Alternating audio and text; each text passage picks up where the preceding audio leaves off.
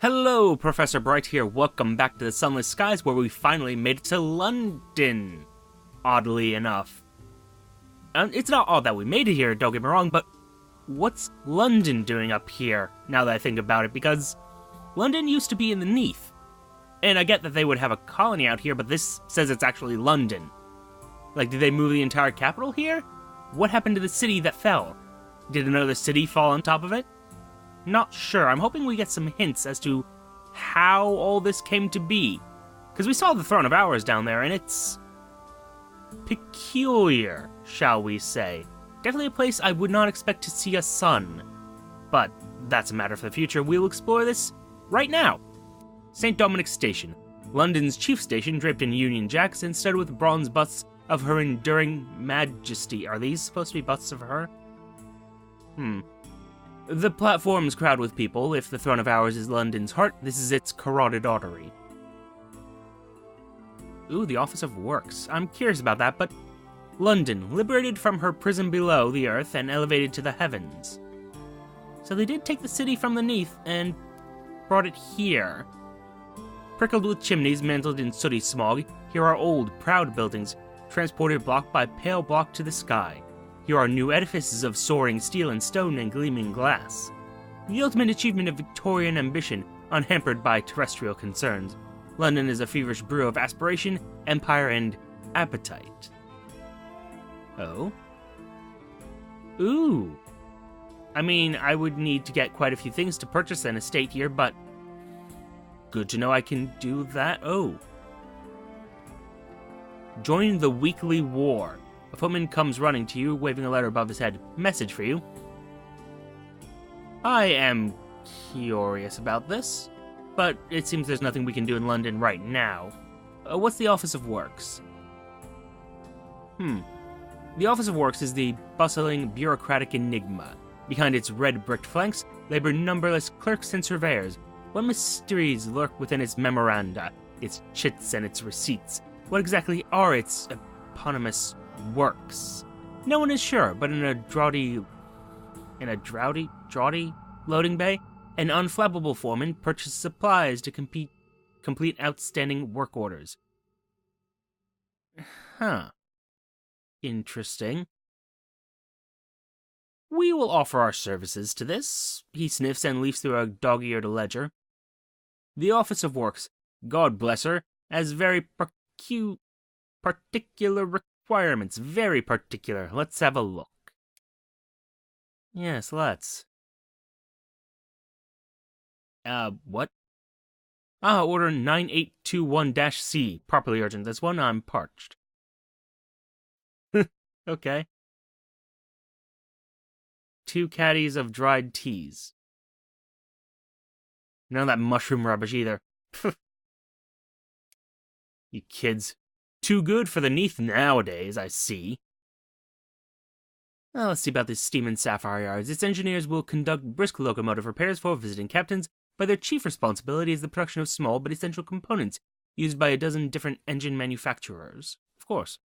McQuarrie's Tobacco Shop, sign over the door, once read McQuarrie and Son Fine Tobacco, but since then someone has crossed out the word fine in a fit of honesty. I'm intrigued. The sign over the door, da-da-da. Then on a separate, more ominous occasion, they have crossed out and Son. The building is embarked on a rapid descent into squalor. The paint peels, the windows are caked with grime. Ah, we see. Inspect the wares. McQuarrie watches suspiciously as you examine his shelves. The selection is unimpressive, as is the quality. Neither Albion nor the Reach have found a genuinely good replacement for tobacco, though increasingly frantic smokers have tried lighting up virtually every example of skyfloor that has been discovered. A few skyfarers mill about, examining the lower-grade flavors and speculating on exactly what McQuarrie is cutting them with today. The more expensive brands are untouched in their glass cases. You'd wonder how this place managed to stay open if it weren't for the fact that it was so obviously on the brink of closure, and probably collapse. Well then. What's the use of that place? Investigate rumors of an underground railway. You've heard of a less-than-legal organization operating out of Steam and Sapphire Yards. Have I now? Ah, I cannot. Oh, so unfortunate. They pay for information and may offer work to the bold, the clever, and those willing to displease Her Majesty. Oh, I'm not quite willing to do that. Not just yet, but we'll get there someday eventually. Possibly, maybe, maybe not. Ooh. A whitewashed building near the Throne of Hours crammed with a top-headed horde of auditors, inspectors, and correctors. The Ministry curates the notion of Britishness with all the care of a lepidopterist pinning a butterfly to a board. I am told that I can give things to you, but perhaps not just yet. The bazaars here? I'm sorry, I haven't read through these ahead of time. I'm curious about that. The Royal Horological Office first. Tick, tick, tick. Albion's heartbeat. Endless clocks of diverse size and shape line the walls of this small, grey office. Each is meticulously tuned by the royal horologists and inspectors as practice for the thankless, complex task of ensuring the consistency of time across Her Renewed Majesty's territories. Oh, speak to the chief horologist. Hourologist. I think hourologist is how I'm supposed to pronounce that, but we'll worry about that in the future. He sits hunched in a thick grey blanket, his crow-like stare fixed on a disassembled clock. Its gears are almost too small for the eye to see, missing a noun there. Humph. Times change, I've heard. Well, not if I have any say in it. He reaches for a pair of tweezers, the pincers barely thicker than a human hair. The time in London must be the time in Brabazon, in Whortleberry, in New Winchester, in Lustrum, to the second. It is the privilege and duty of this office to ensure that continuity. He sniffs. A task that was considerably easier before we began spending hours like shillings and sixpences. Now it might be yesterday in one place and next week in another. It's most untidy. Interesting. Well, look at the clock of Albion, I suppose. From this side it is a polished wonder of valves, pendulums, and cogs working in perfect harmony. Only the finest engineers were permitted to work on it. Every component is encased in polished glass. The hands, sharp enough to slice paper, slide between the exquisitely carved numerals with buttered smoothness. Only the second hand is permitted to jump from moment to moment, and it does so with the precision of a military march. It's just for the tourists, of course, grumbles a bleary-eyed apprentice. Albion time's really based on the old tick-tock man's pocket watch. He keeps us straight, except that time on his 90th birthday when he had too many and the whole of Albion lost 2 hours. What? I have a few questions. Huh. Oh, I mean, I want to examine the array of clocks, but this I need to know now. Like, right now. Asking about the nature of hours. Their use remains poorly understood. I understand how they're used, but... The chief horologist, hourologist, doesn't bother to hide the weariness in his voice. No, despite the imaginative claims of certain penny dreadfuls, hours can't take you back to yesterday, nor leapfrog tomorrow. But with the use of hour looms, a week's journey can be made to take a day, or a prisoner can endure the 10 years of his sentence, while only 1 year passes outside his cell. A work world can perform a month's labor in a week. A lifespan can be stretched. The Empire archivist runs on hours. Interesting. Are they keeping her alive using hours? Her being the Empress, of course.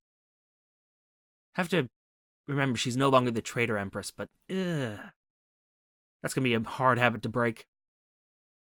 Examine the array of clocks. They all have the names of ports within Albion and the Reach: Lustrum, Brabazon, Port Prosper.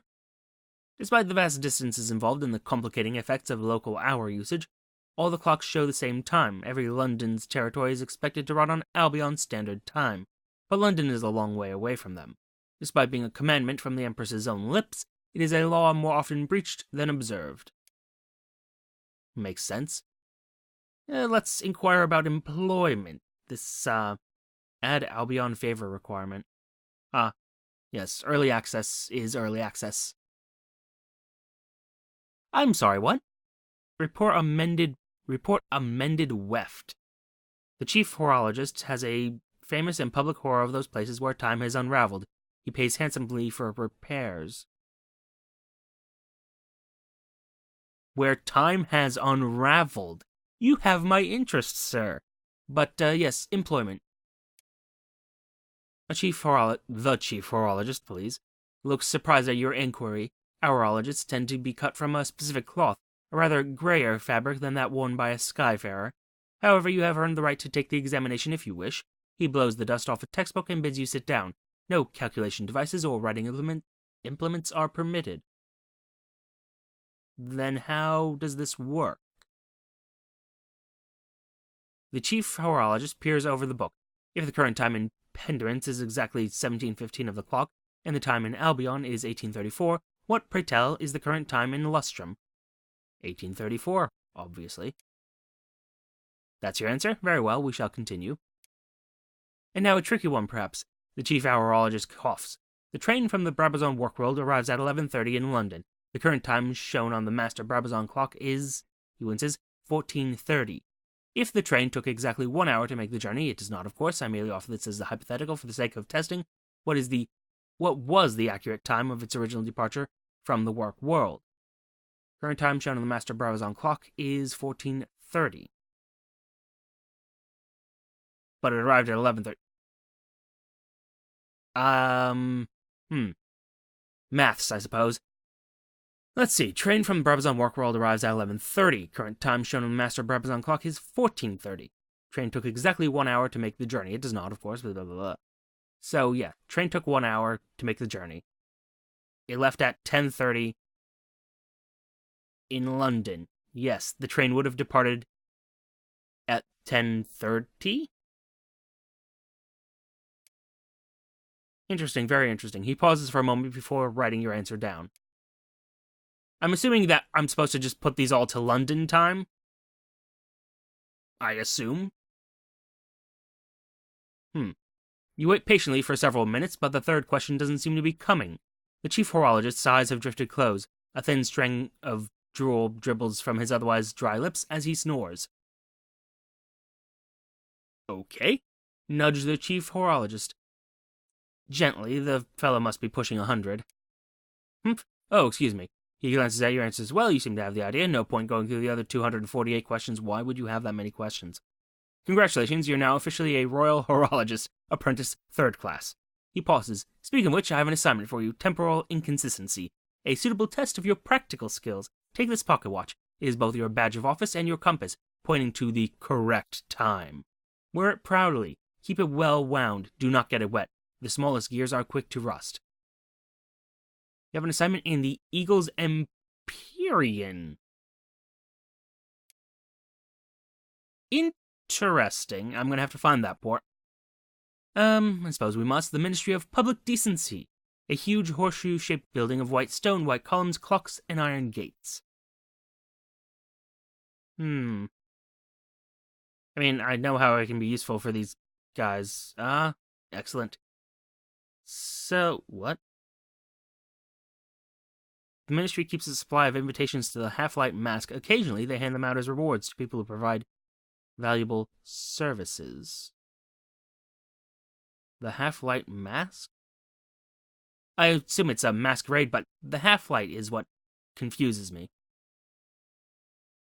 Well, regardless, inside its walls are paneled with dark wood. Crimson carpets, already worn by frequent passage, flood the floors. Within its cubbyhole offices, hard-working auditors strive to protect the sensibilities of Londoners out here in the heathen sky. Is there some way I can be of use to the Ministry? I don't have much choice, I suspect. You cross the foyer and approach the secretary ensconced at a teak desk. She listens to your request with a warm smile that melts into a thoughtful frown. I'd love to arrange an appointment for you with one of our auditors, obviously, but my hands are tied. Bureaucracy, you understand. She rolls her eyes, looks around conspiratorially, then lowers her voice. Best thing for someone like yourself to do is gather reports on nearby ports. I'm sure the information office would love to hear them. Then I could pop your name in this little book and up you go. Ah, but only Albion port reports. I see, so each port report is going to be logged to a specific greater port, I suppose is what we're going to call these. Major ports, that's the term. Okay, I wish I had known that ahead of time. Well, that does make things a little bit awkward. London's Bazaar. Locomotive captains gather at the bazaar to trade goods and information. Here you can acquire prospects. Opportunities to sell good at a distant point for a some price, blah blah blah. Oh. Literature for the Clockwork Sun. The dazzled sequencer requires a delivery of literature for the engineers who maintain the Clockwork Sun, to remind them of the culture that their hard work sustains. Interesting. A survey of sunlight. Again, I don't really recall the meaning of that term, but we'll look it up later. The direful Chamberlain is engaged in a struggle with the current dazzling glare of the Clockwork Sun. It's washing out the black drapes and disturbing the much-deserved sleep of the deathless. What? Bombazine cloth drinks light. He will require 3 rolls of it for starters. Her Renewed Majesty's promised the construction of a memorial chapel for the laborers who, during the promised days, gave their lives to lay the foundations of Albion. Promised days? Again, these are very ominous terms. I have questions. Jewels are required for its grand mural to depict the blood, the sweat, and the tears. Naturally. He says. Uncertain if any of this is a good idea. More fuel. And the one supply, just to keep us going for a bit. Let's see here. This speciometer, a saying device? What? A sophisticated machine for a sophisticated captain. Never be confounded by the wonders of the high wilderness again. You say that, but, Curious. Well, regardless. Crown and Misery Company, I assume you just have the same as everyone else, except you don't. This is new. Well, either way, I have to save up a lot of, sovereigns. Which, it occurs to me, we're no longer using echoes, so something had to happen to the bazaar to make all this, happen. Curious. Very curious. Well, we're out. Have to find somewhere else to go. Unfortunately, this didn't answer many questions at all.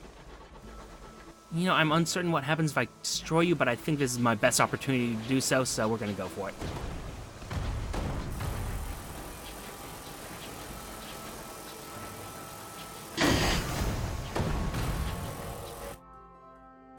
You've defeated an enduring dreadnought. Oh, shit.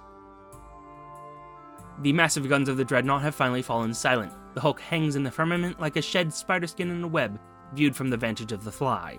Its sides are scored and open, its windows shattered, smoke billows from its blind eyes. London will not see what transpires here. It's hard not to. I'm doing this right by the station. Raid the hold. The dreadnoughts are the bane of all smugglers. They surely keep the best of their finds to themselves, after all, wouldn't you? But then again, I do need supplies. I only have the 2, you see. But unusual cargo. I must know. What could it be? A faceted decanter. Light and shade play in the shivered surfaces of the glass. Oh, delightful. A sliver of exquisite fabric shrouded in shadow. It drinks the light like a prisoner having its first cup of wine on freedom. Wait, didn't you just say it was in a glass bottle? What? I have questions. Also, there's an opportunity I can pursue, but, well, we won't. Well, not now, I don't think. Until I have a reliable source of these materials, which will actually require me to have been to a few more ports, we're not going to go for any of that. Although, then again, I could just kill this one as well, and it was really easy the last time. We'll see. We shall see. Well, nope.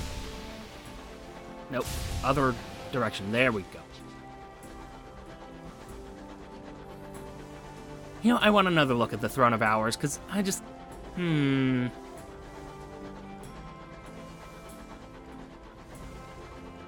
That's the thing, right? Seems London-y. This part seems like it might be from the Judgements, but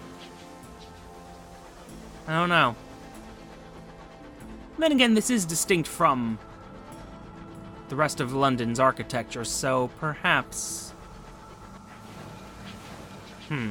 I'm uncertain. I'm uncertain exactly what all this is.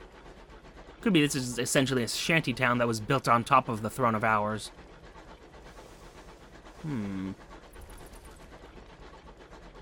That's interesting. Is this all just the only parts of actual original London architecture? Oh, loot of some kind. I'll take it. Anyway, we're headed south. I don't really know which way to go, but we're gonna hope that this is the right way to go. Maybe. Possibly. We shall see.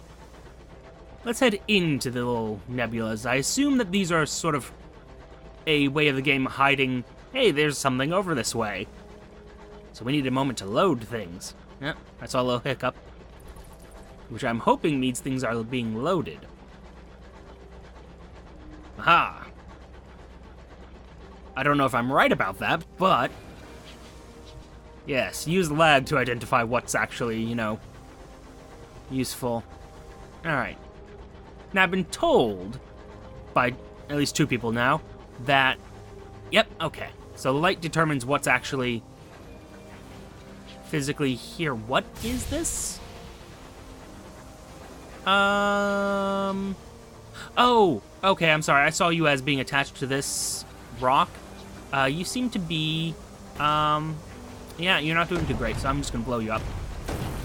Like, I hate to be that guy, but, I mean, if you're stuck here and not doing anything, you've defeated a star-maddened explorer. The crew of this weathered engine had been driven mad by the winds and the stars and the things that haunt the sky. I mean, I could use more hull. This is true. But then again, examine the captain's logs. They may shed light on what befell the explorer. The captain's door is covered in knots and crosses, so it transpires is the rest of his cabin, his logs, and his body. In every game, the knots won. Your search turns up a few valuables, and you return to your engine.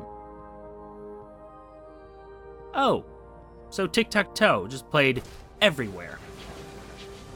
And you know what, since you're here, buddy, I could use some more hull. Seeing as your friend did some damage to me. It's only fair. There we are. Is this not better? Gain that hull. You exhort your crew to get over their damned superstitions and start stripping the explorer. They begin dutifully and gingerly, but soon begin to treat the explorer as the icon of all that they fear, star madness.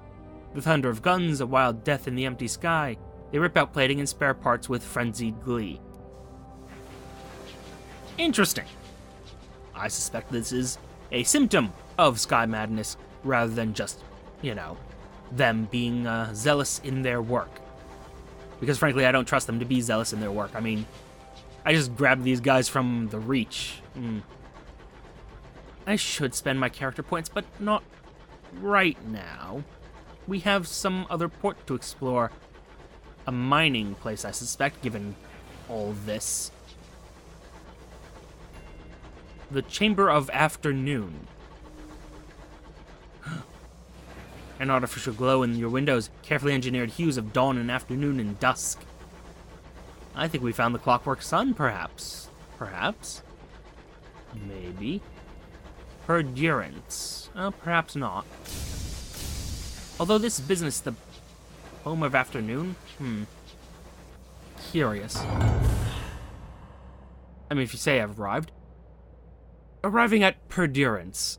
On approach, Perdurance looks like an opulent mansion, caught partway through a genteel explosion. Each constituent set of rooms accounted for, but separate and out of place. Each is connected in a rough circle by narrow, winding passages. The steep roofs are topped with shingled turrets and precarious towers.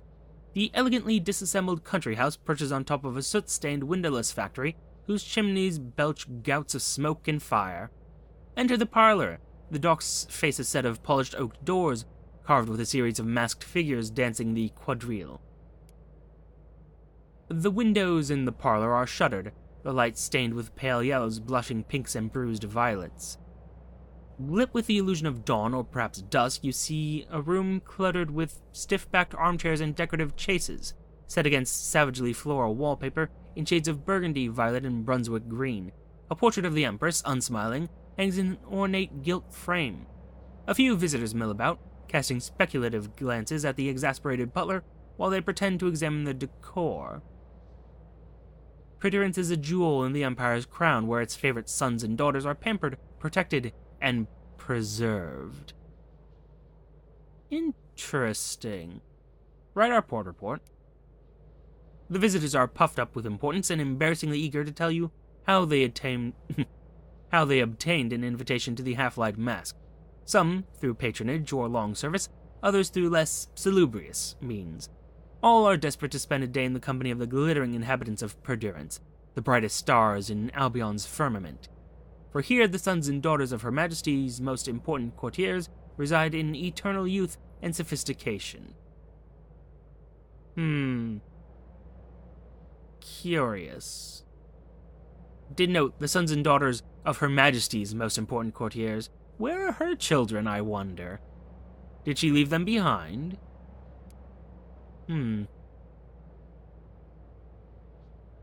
Well. Hello, has this changed? No. It has not. Would have been curious if it did. Talk to the exasperated butler. He appraises you with an officious disapproval that testifies to years of devoted training. Yes, and he demands? He leafs through a leather-covered logbook to make clear that he is, in fact, terribly busy. Inquire about the nature of Perdurance. What is this place? He sighs. This is Perdurance, the home of the Half-Light Mask. Here Her Majesty has created a single perfect day wherein the finest examples of the Empire's youth may reside for all time. That sounds horrifying. At the day's end, there is a grand ball. When it's over, the day is spun anew with fresh hours and all begins again. No one who resides here will age even a single day.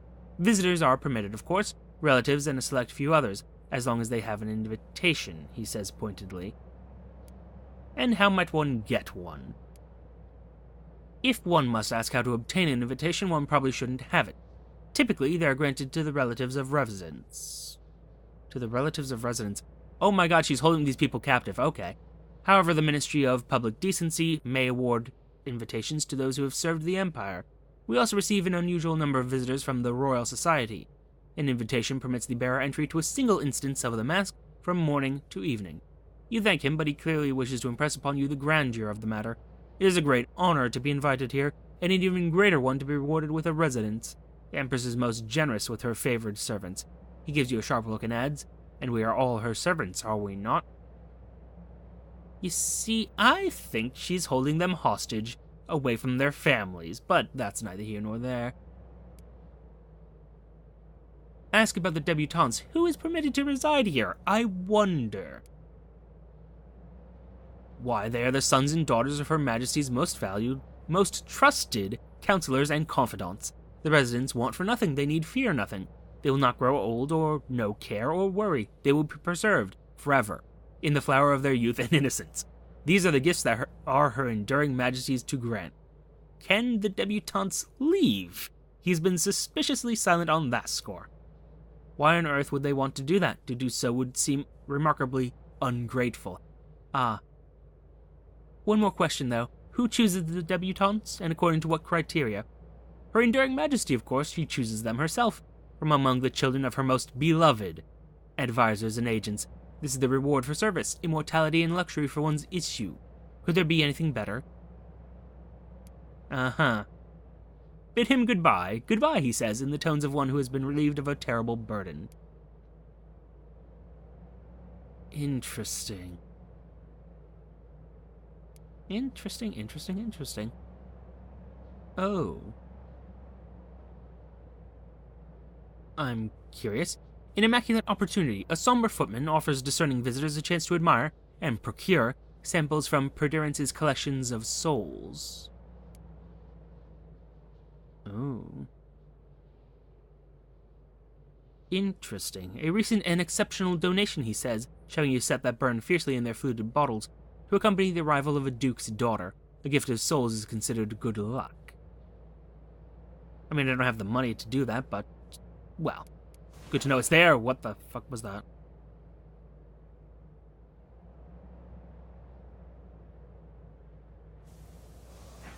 Okay, so it's sort of autopilot-y in there. Okay, that makes sense.